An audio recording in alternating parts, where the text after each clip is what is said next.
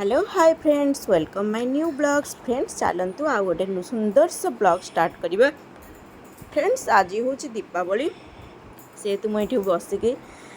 घरे गोटे सुंदर सा रंगोली ये पकई दूची आपण मैंने रंगोली की देखिकी भी जानी पारुथिबे आउ आज कौन कौन पे स्पेशल एते पीहू तार ये बसिकी दीपर से कलर कर लगी स्कूल कौन कहते प्रोजेक्ट बनवाई तो से सका उठिकी ये दीपर से ये कलर करके तार प्रोजेक्ट मुझे हेल्प भी कर देती आउ आज पवित्र दीपावली आपण मानू आपण समस्त परिवार को अनेक अनेक शुभेच्छा और शुभकामना आपण देखिपे पीहू ये कार्डबोर्ड रे भी केते मत बहुत हेल्प कर मोर तार मिस्त्री कार्डबोर्ड रे सुंदर सुंदर दीप ये बनई देखिपे आपण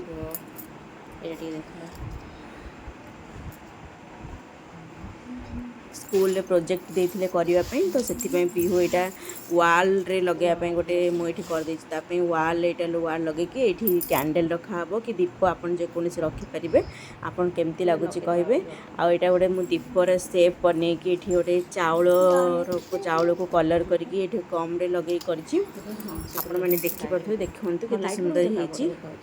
होपण मानू भल लगुच ना निश्चय कहे तापर ये कार्डबोर्ड रे बनई सारापर माने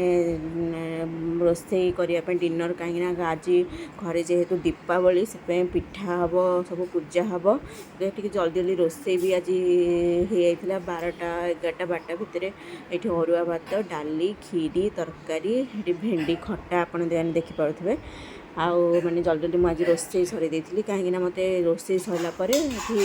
अरेंजमेंट हबार पिठा चिठा कहीं पूजा हबार दीपावली जेहेतु मैंने संध्यारे बड़ बड़िया टेका हम आपण मैंने जानी भी थे तो आपण मान माने जेहेतु आम हिंदू ओडिया आपण मैंने जानीपे आईटी हम मंडा पिठा यहाँ मंडा पिठार पुर ये मत गोल गोल करके देखो ये मंडा पिठा हम बोली मुझे तार भितर जो पुर दिया हुए से पुर जो को मुझे बसिकी गोल गोल करके ये रखुची बो से काकरा जंतिया काकरा करने ये प्रिपेयर कर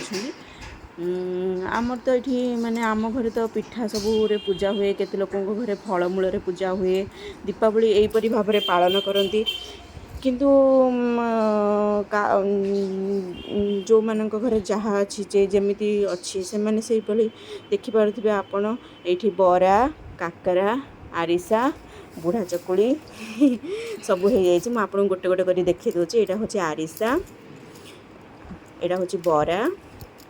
तापर यहाँ हूँ काकरा आउ यहाँ हूँ बुढ़ा चकुली आम घरे सब जमी माण ओषार पूजा हुए से भाव में दीपावली सेम सेमती पूजा हुए मुझे सुंदर सुंदर भाव में गोल करके सब गोल रखी थी आपण मानक मोर जो मु रंगोली पकाउली भल भाव में देखी दूसरी रंगोलीटा केमी है आउ देखिपे मो रंगोलीटा यहीपरी भाव में है आपण मानक भल लगुच ना कहे निश्चय दांडरे भी पड़ो कहीं जेहेतु बड़ बड़िया टेका हम दांडरे लिपा होगी काउरिया काठिरे से समस्ते सब कुटुंब आम समस्ते आसिकी पकड़े टिके सुंदर भाव में रंगोली पकईदे दांडरे जेहेतु मुझे दांड को जीविनी बहु लोग से पकई देती बो ये देखिए सुंदर सुंदर मंडा पिठा करदे आ मत माने कि आम पूजा हाँपाई घीर होता पिठा आ कि तेल माने समस्त दिया हाँपाई तेल ये मो काकरा माने छानी यही मुझे कहती काउरिया काठी ये देखो ये दांडे जो झुटी पड़े काउरिया काठी पूजा हुए से यहाँ हूँ बो भोग बाढ़ुंट जेहेतु माने पूजा है संध्या बेले यहाँ संध्या बेला कथा कहूँ संध्या जेहेतु हो गलानी मुझे ठाकुर घरे भी ठाकुर गोटे रंगोली पकई दी जेहेतु माने छोट माने ये भोग भोग बढ़ा से रंगोली टे ये आउ बोईट भोग बाढ़ुं पूजा है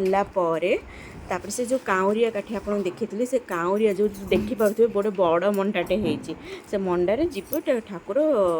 पूजा हाँपाई दांड को गले बड़ बड़िया टेका हुए यहीपरी भाव में आमर हुए यहाँ बंदेवाई देखूँ फूल आउ चाउल दुब बरकोली पत्र कुलारे रखाई ठाकुर को ये पूजा हम ईशान यहाँ हूँ आम ईशान ये आम ठाकुर घर ये देखिपे आप सुंदर भाव में पूजा है आमर ଯିବେ। ଯେହେତु ସନ୍ଧ୍ୟା ହେଇଥିଲା ଆମେ ଟିକେ ସଜବାଜ ବି ମଧ୍ୟ ହେଇଥିଲୁ ଦୀପାବଳି ପାଇଁ। ଆଉ ମୁଁ ଏଠି ଦୀପ ଯାକ ବି କିଛି ରଙ୍ଗୋଲିରେ କିଛି ରଖିନଥିଲି, ସଜେଇ ନଥିଲି। ଆଉ ସେଥିପାଇଁ ବସିକି ଦୀପ ଯାକ ମୁଁ ସବୁଥିରେ ସଳିତା ପକେଇକି ପିହୁର ମୋର ମିଶିକି, ପିହୁ ଆମର ତ ମାନେ ମମି ଆଉ ମୋ ହାତ ପୋଡ଼ିଯିବ ତୁ ରଖିଦେ ବସିକି। ଏଠି ଦେଖିବେ କେତେ ସୁନ୍ଦର ଭାବରେ ଦୀପ ଟିକି ଆସିଥିଲେ ଆମ ଘରକୁ, ସିଏ ମଧ୍ୟ ଦେଖିପାରୁଥିବେ ଦୀପ ବି କିଛି ସଜେଇ ଦେଇଥିଲେ।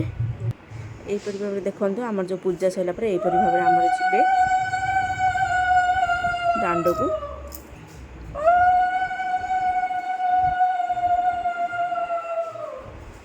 ମୁଁ ବେଶୀ ଯେହେତୁ ପୂଜାର କାରଣ ଥିଲା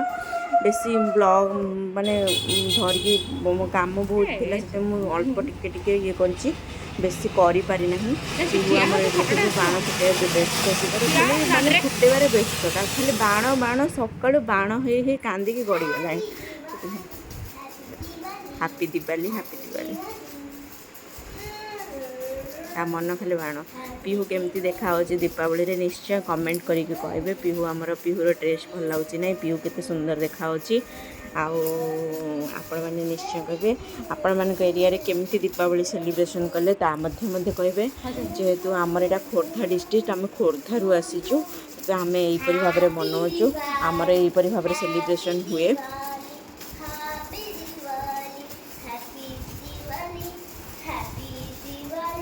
ଘରେ ଯେହେତୁ ଫୁଟଉଥିଲା ମୁଁ ତାକୁ କହିଲି ବାହାରେ, ଘରେ ବହୁତ ଧୂଆଁ ହେଇଗଲାଣି ଅଲରେଡ଼ି, ମୁଁ କହିଲି ବାହାରକୁ ପଳା, ବାହାରେ ଯାଇକି ବାଣ ଫୁଟା। ଆଉ ସେ ବାହାରକୁ ପଳେଇଥିଲା, ତାର ମୋର ମିଶିକି ଏଇଠି ବାଣ ଫୁଟଉଛୁ ଟିକେ।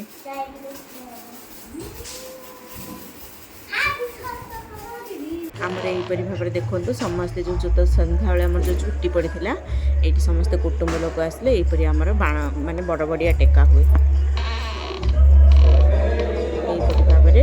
ଆମର ବଡ଼ ବଡ଼ିଆକୁ ଟେକନ୍ତି। ବଡ଼ ବଡ଼ିଆ ହୋ ଗଙ୍ଗା ଯା ଗୟା ଯା 22 ପାହାଚ ବଡ଼ ବଡ଼ ଅନ୍ଧାର ଦୂର। ତାପରେ ପୂଜା ସରିଲା ପରେ ବାବା ଏଠି ବସିକି ଭୋଗ ଖାଉଛନ୍ତି। ଏହିପରି ଭାବରେ ମୁଁ ଆହୁରି ସୁନ୍ଦର ନୂଆ ବ୍ଲଗ୍ସ ନେଇକି ଆସିବି। କହିଲି ଜୟ ଜଗନ୍ନାଥ।